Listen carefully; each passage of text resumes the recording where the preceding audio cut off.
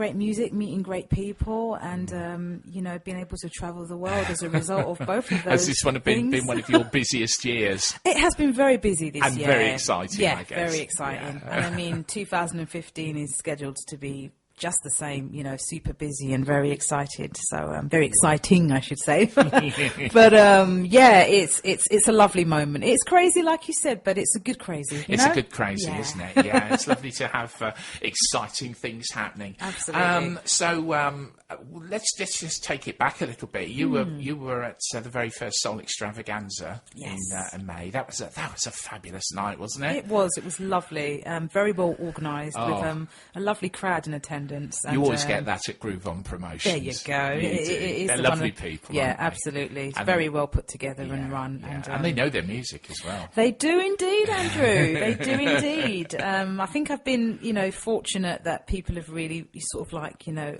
resonated with me, and they love the cover that I did of the Phyllis Hyman track. Yes. You Know How to Love Me. That's been so well received. What a Thank cover. you. Yes, I remember that. And I think actually we might start with that one. Shall we do that? Yeah, I think why we should. not? Let's do it. BASHIYRA, You Know How to Love Me. To Phyllis, yeah.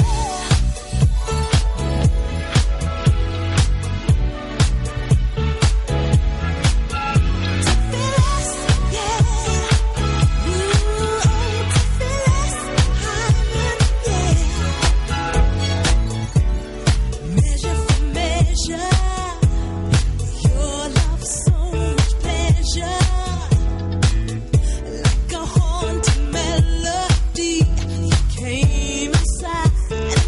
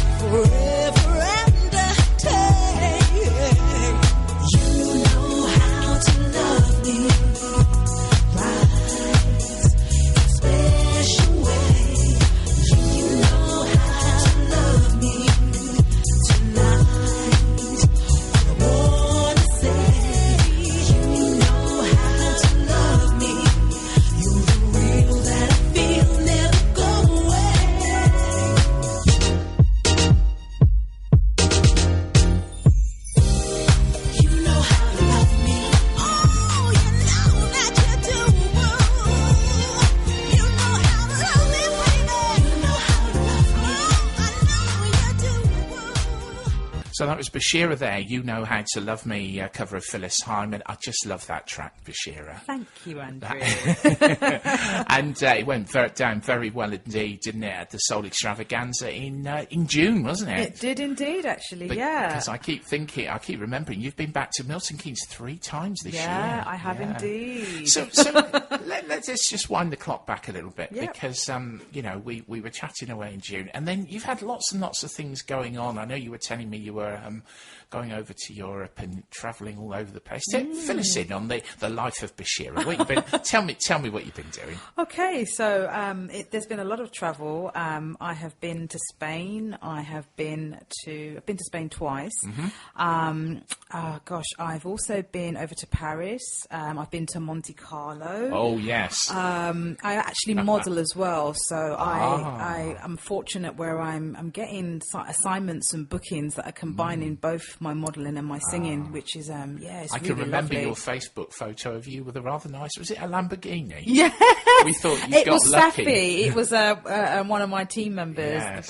beside a Lamborghini, a yellow one. Yellow is one of my favourite colours. Yeah. So So that would be one of your dream cars. yeah, couldn't fit it in the suitcase on this No, occasion to no. come back, but nonetheless, we had some great time out there, and absolutely.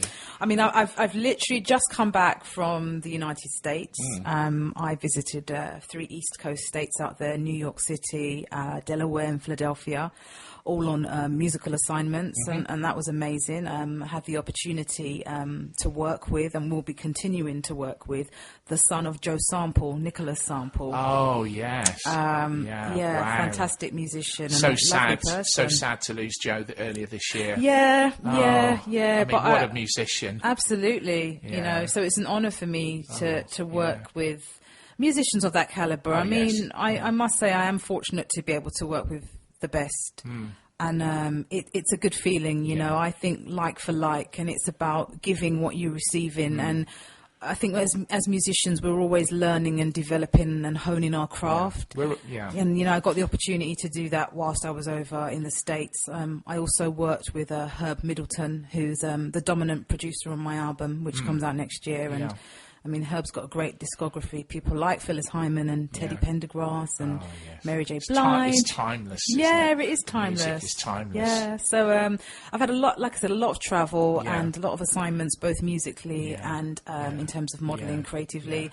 Just building a super catalogue of material as well, Andrew, you know, and you know, at the moment we are in the middle of promo for the new single, Just Can't Be Wrong, which as of the 29th of October was available for public release, general release. We're going to play that in a little while. That's a lovely single. Very, very nice indeed. Thank you. Can I just ask you, how do your audiences in Europe and America compare with the British audiences? Okay. I think there's 2 distinct differences. I think over in the UK, I have a lot of fans and followers that come to a lot of my shows, and so it's very there's definitely this family sort of vibe. It's like, hi Bashira, and be like, hi, you know, I know who they are, and they'll come up and give me a hug, and we'll have a little chat and stuff like that, which is really super cool. And then the second thing is as well, I think over here.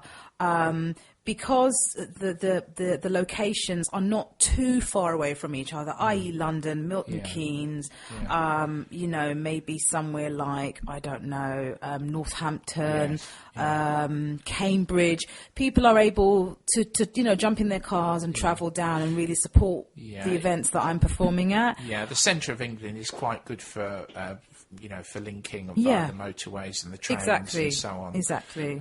So, and I think over in, say, other parts of the world, like, for example, in America, you have to have a car to drive if you're not, say, maybe in New York City, where you have a really good subway facility, you know, open to you. But in places like where I was in Delaware and Philadelphia and even Atlanta. I was in Atlanta a couple of years ago. You know, you have to be able to drive because the roads are so vast and the locations are, you know, miles and miles and miles apart. And I think in terms of rapport with the audiences, I think, you know, quality music can't be defined to a location. You know, my fans in Philly and my fans in, say, Monte Carlo and London, they resonate with the music that I produce and that I perform, and that's always a very, very good feeling. You know, it's not a feeling I take for granted, you know, because I know I'm very fortunate to be in the position that I'm in and to be able to do what I love and to have that reciprocated back to me in terms of, you know, what people say and the contribution. And so I think to answer your question in a nutshell, in terms of the diversity of travel, that it's distinctly different, I think, from the UK to maybe abroad. Yeah. But in terms of, you know, personality and people attending and feedback, it's really all love. And I'm so happy about that. Yeah. I mean, it's very interesting because occasionally I get to talk to some of the American soul artists, and they say that the UK has got a fabulous soul base. That in fact they don't have back in the US. Now that I would have to agree with, having just come out, you know, having come in, sort of left the US yesterday, and I mean, a few people that I spoke to who are based in the US have said the same thing. There is a much bigger soul community in the UK than there is in, say, in the States. I'm not sure why that is. From my experience, what I see is that there are just music lovers who will support great music on an independent level, which is what happens, you know, in places like, say, Milton Keynes and London and Cambridge. There's a great big soul community out in Cambridge.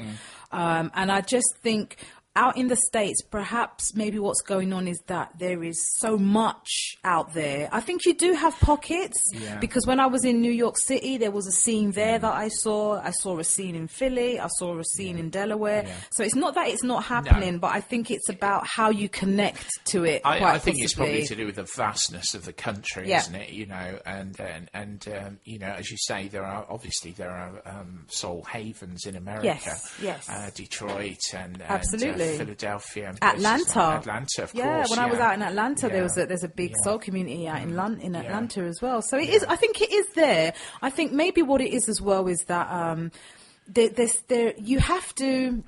I think you've got to do something that grabs the attention, that kind of sets you apart, that, you know, kind of will make people aware of who you are. Yes. And so I think over in the UK, if you love great music and you're a great lover of soul, you will resonate towards artists that are making great music. And I think probably that's what the American artists are experiencing, that there's just this love for great soul music over in the UK and places like London and Milton Keynes. And they love it, you know, any artist would, you know. But I will also balance that comment by saying in places outside of the UK, you know, America, Monte Carlo, there is also a soul scene there. And as an artist myself, I've been greatly received by those communities. So, I think it just comes down to where you're at and what you're doing. You know, and the rest kind of takes care of itself.